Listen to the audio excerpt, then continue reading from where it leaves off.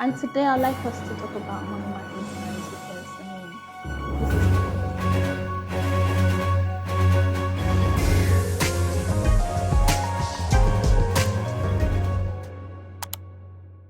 Hey guys, welcome to my YouTube channel. I'm Chinyo Chuba and it's another episode on Thoughts and Reflections. Today, guys, I'd like us to talk about money matters because this is so serious right now. But before we go ahead, actually, I'd like to just to put you guys in some sort of perspective.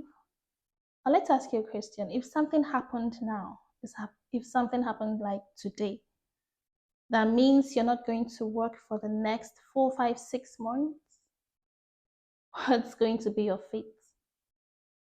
Especially in this country, you guys. What's going to be your fate? I mean, have you had time to really think about it? Have you had time to think if something happens today, what is going to happen? I get it. I know it's all God forbid flying up and down. I know it's all that's not my portion.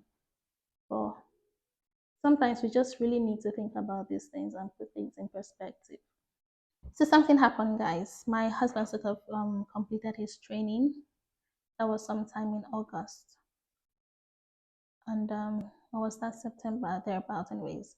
So before he completed his training, he was able to secure another job. And the thing is that, with the completion of training, the COS or the visa that we had previously was valid only for the duration of the training. So if we're going to continue staying here, we needed another visa, and the new job that he got um, was able to get him a COS in that regard. Now we're all happy, all yeah, things are moving fine, but we're not ready for what was going to come, following the application. So following the application, I'm not certain what happened, guys. I don't know what happened, but we had to wait. Like, he literally waited. Weeks ran into months. So, guys, weeks literally turned into months. And this is something that was supposed to have been a priority visa, meaning that it would come out within 5 days, right? And the plan was to start work after like 2 weeks of switching up, after 2 weeks of break between training and starting a job.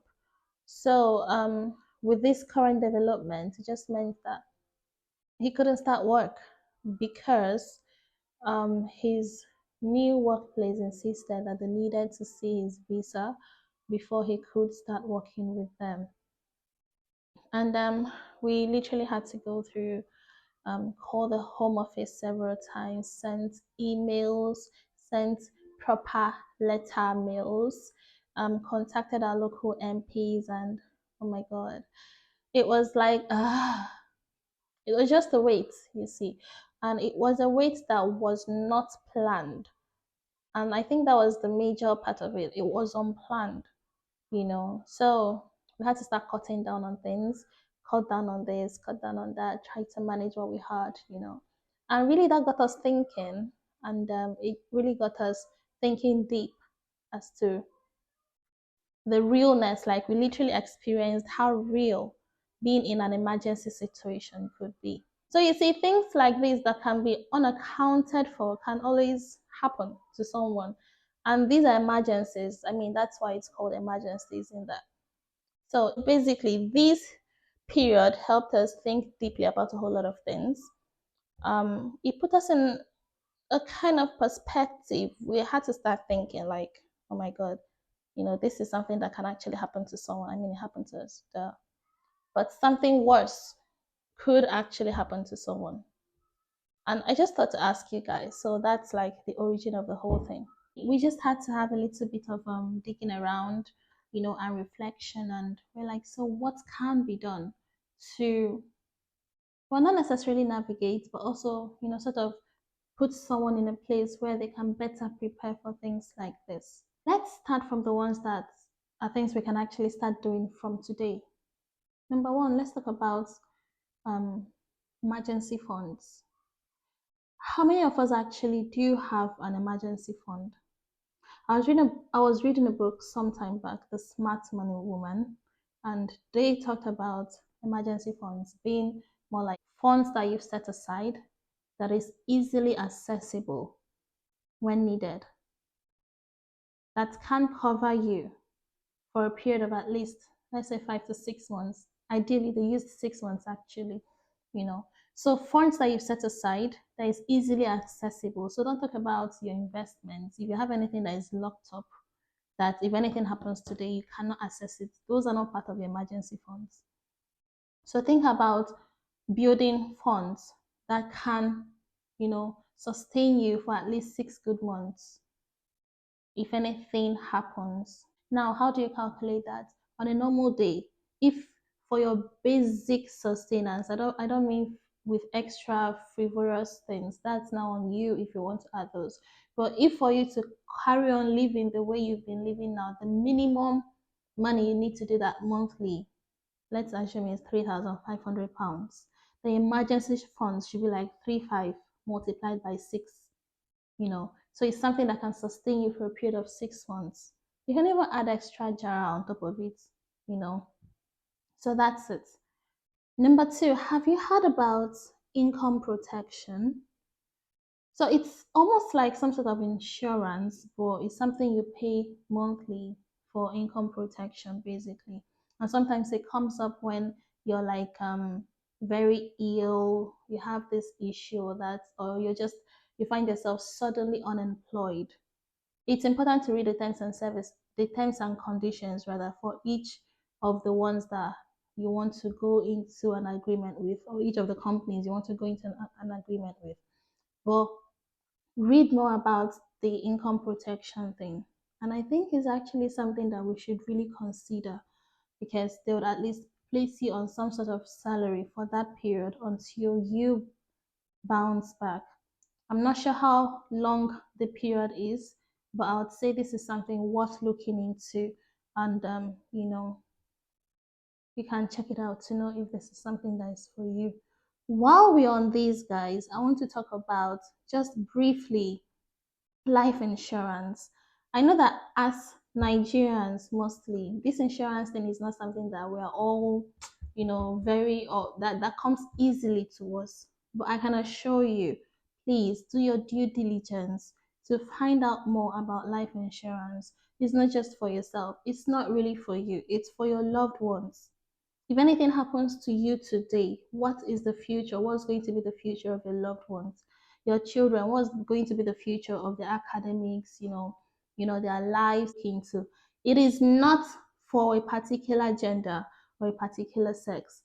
It is for everyone to definitely look into the life insurance. If you have people that you really love, you admire, you know, it's for everyone, to actually look into, read about these things, do your due diligence in that regard, and take appropriate steps, please. Business is actually the third thing that I would like to talk about.